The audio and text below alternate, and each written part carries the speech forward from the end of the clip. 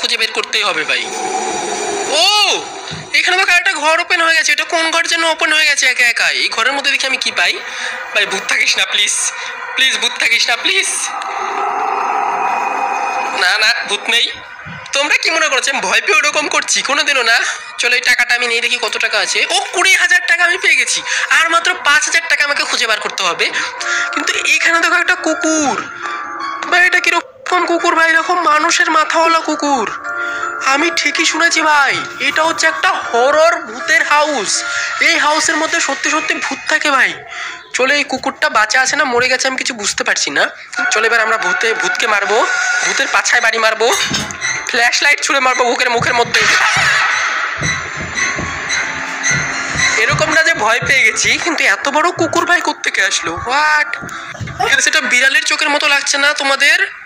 ভাই এটা তো মনে হচ্ছে কুকুরের চোখ নাহলে বিড়ালের চোখ মনে হচ্ছে আমার। যাই হোক চলো ভাই এখান থেকে পালা ফাটাফাট। আমি এখানে গুটগুট করছি কেন?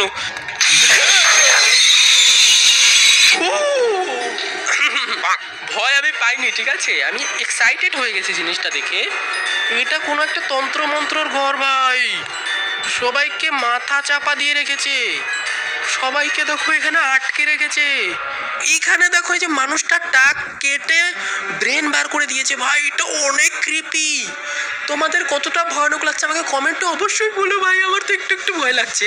একটু দূরে কুকুরটা, এই কুকুরটা যে মানুষকে কামড়ায় সেই মানুষটাই না মরে এরকম হয়ে যায়। কুকুর অর্ধেক মানুষ হয়ে যায় ভাই সাব। আমি এখানে নেই, ঘর থেকে পালা ভাই। Finally the end.